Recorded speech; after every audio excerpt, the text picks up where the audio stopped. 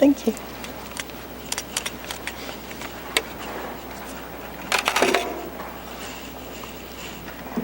Hello. I'm Karen Whittington Nelson, and I live in Morgan County, Ohio, and thank you for coming. It was nothing. The sweat trickled down my back, a miniature flood of debris, chaff, and no-see-ums, trapped between the skin and t-shirt, adding insult to misery. As the old Alice Chalmers sputtered on, and me, I was thinking of nothing but for those worn spark plugs to last until this load was in the barn and I could get on home. So it was nothing really, that brief moment as the hay left my pitchfork and searched for purchase atop that swaying wagon. The stray chaff caught the sunlight and swirled upon the breeze, a ballet of energy and matter. The sunlight shattered into halos and sparks, and the heat waves rippling up from the field, heady with the perfume of the sun-dried grass, left me punch-drunk and giddy. In the cloudless summer sky beyond, the backdrop for the diminutive performance looked as smooth and sweet as a pudding, and all that was irrelevant in my life for just that moment was whisked away. Thank you.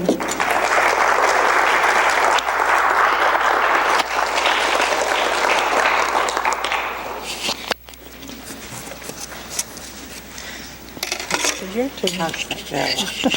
Well, you want Doesn't make any difference. see if I did it right. Okay, thank you.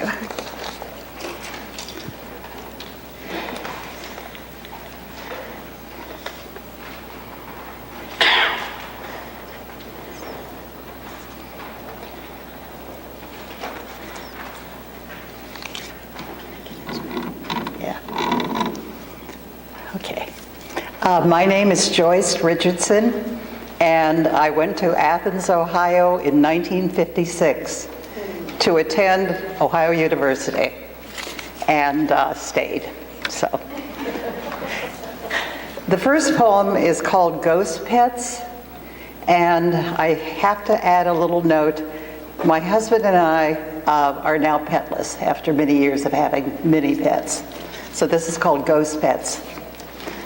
They're still with us, tripping across piano keys, claws ticking on the floor. Small sounds, but then they were small once upon a time.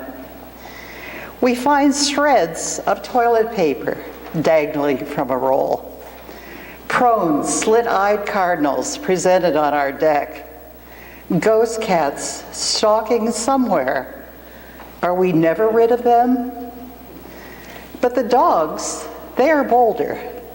We hear panting in the basement, whining at our doors. We enter and egress quickly not to let them out.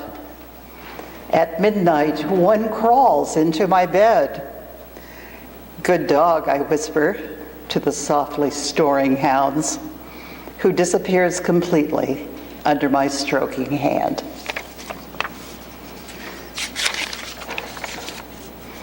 The next one is called Imagine a City, and this is from a class where the teacher, Claire Bateman, said, "Why don't you write an urban poem?" It's called Imagine a City. From starlight to barlight, I imagine a city. Smell Luxemkugel baking in the brownstone next door. From the trees of my forest, I imagine a city. Skinny women shopping, plump women calling. Like doves, their voices coo in the crackling morning air. And yes, I need pink neon when I imagine a city, and a subway playing rhythm as it swings along the tracks. Pink neon ladies dancing to the beat, beat, beat of rails, and my feet dance weary as I make my way downtown.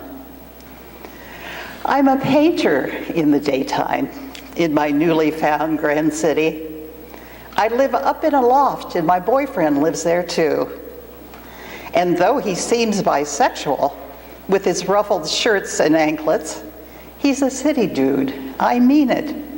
Smells of sandalwood and garlic, owns a quilt out in the square, and makes pendants made of gold. In the bar, I play piano, and I seldom miss the stars. They're out there gleaming somewhere above the trees beyond the light. Outside, pink ladies dance while my fingers strut and prance. And the moon is here a pendant, seen in barlight, made of gold. Thank you.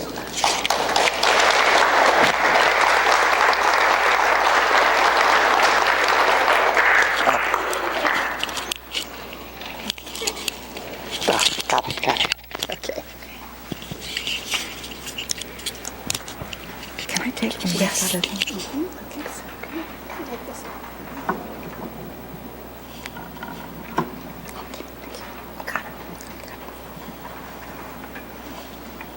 Hello, my name is Judy Turowski, and I live in St. Clairsville, Ohio, and I'm a 1971 alumnus of West Virginia University. If I started this story with Once Upon a Time, it would put it into the realm of fantasy or a fairy tale. But this is what I remember and how I remember, and that makes it very real to me. Let me take you back to the 1950s, to my hometown in western Pennsylvania.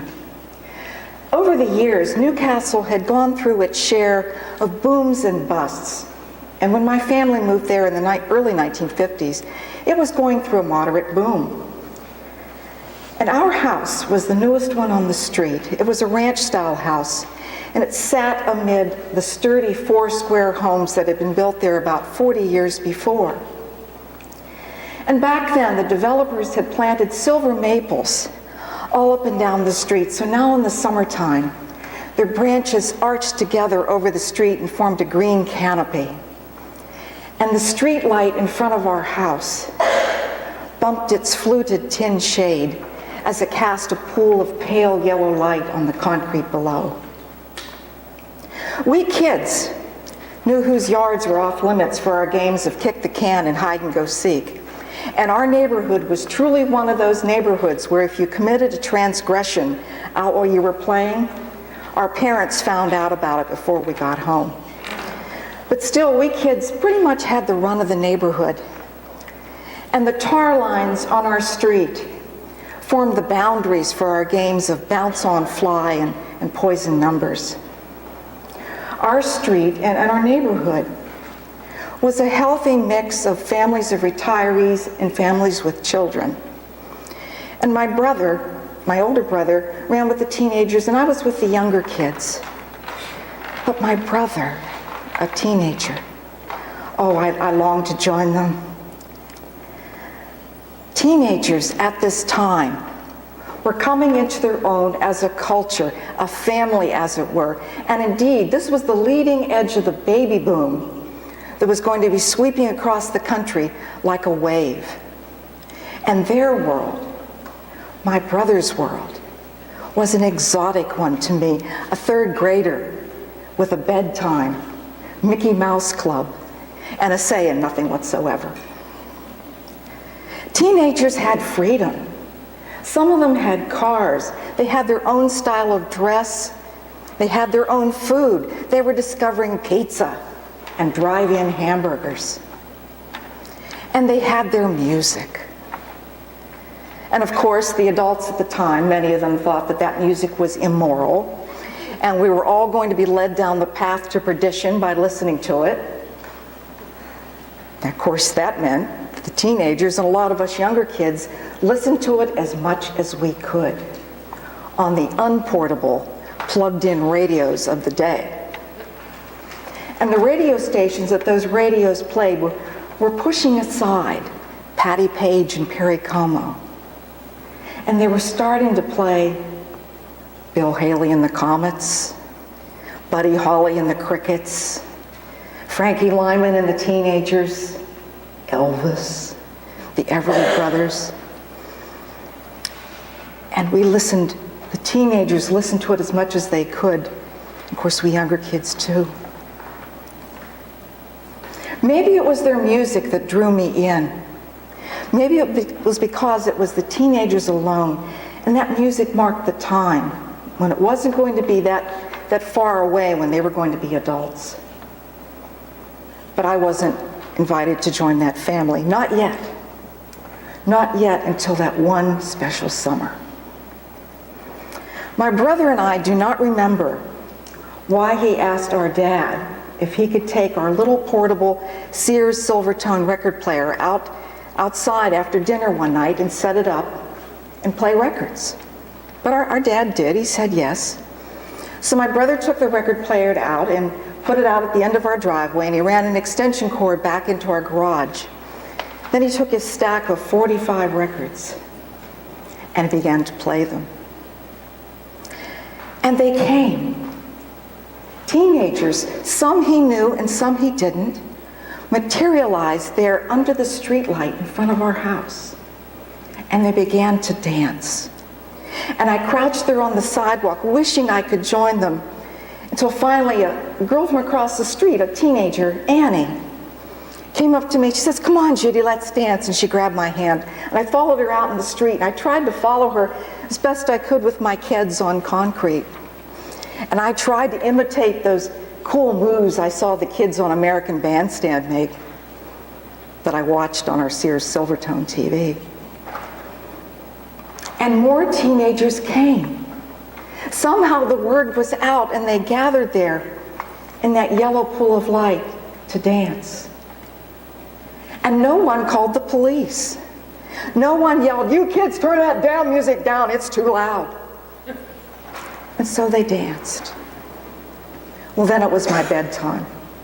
My mother called me in, and even though my bedroom was in the back of the house, I could still hear them through my screened-in windows as I fell asleep. My brother set up the Silvertone the next night and the next, and each night those teenagers came, that family of brothers and sisters that I longed to join. And for a few times I got to dance with them too, the chubby little sister who watched American Bandstand. Well, the dances ended when the Silvertone developed an electrical problem. My dad figured it was a short that developed from sitting on that concrete. He wasn't mad. That meant he could go downtown and pick out one of those new hi-fi record players that was a Silvertone. I was sorry to see those dances end. It had been fun watching those teenagers gather as if by magic under our streetlight. And for a few wonderful moments, I could join them. I could pretend I was finally a teenager too. And then I fell asleep. It was my bedtime. And I fell asleep listening to that music, listening to those teenagers gathered there in that yellow pool of light, dancing in the street. Thank you.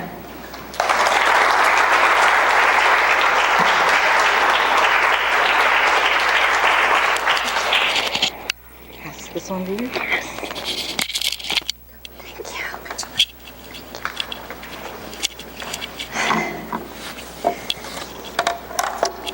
Hello, I'm Susan Truxell Sauter, and I'm from Brewston Mills, West Virginia. First, I want to ask you, do you remember the Occupy movement?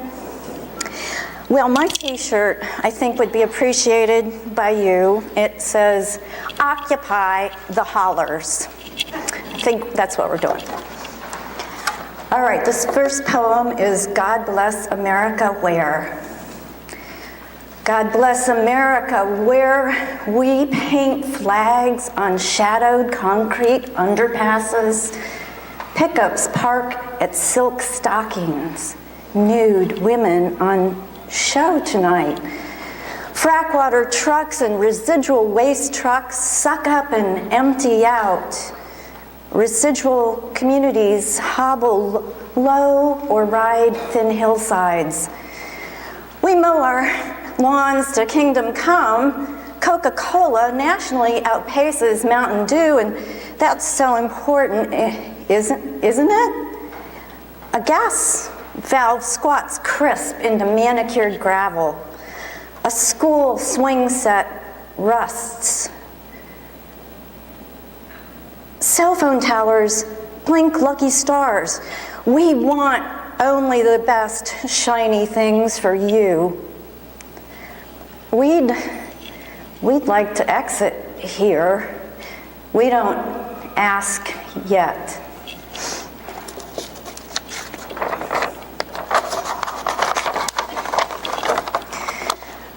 Wanted rivers. If rivers were horses, their shining, flying manes, shimmering on and on, groomed and curried at rest. If we gathered at sides of rivers wherever her waters flowed, as for a silent Kentucky Derby, watching gravity's unbridled horsepower. If we cleared away harm to her well-being, floating white sacrament and green seed, shrines, even carrots downriver, if we gave her our beds, we'd wash her feet in annual communion. We'd celebrate our want, stroking her long wet nose, send appled gifts zigzagging across widths to neighbors downriver, delivering a kingfisher, a cherry sapling, a rain cloud, a hymn to be sung.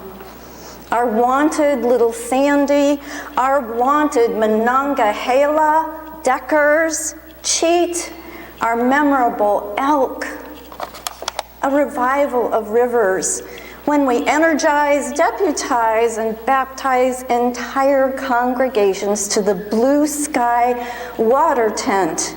That is, if we wanted rivers, we'd begin creation stories with welcome to your home, the home under your skin in each wanted drop.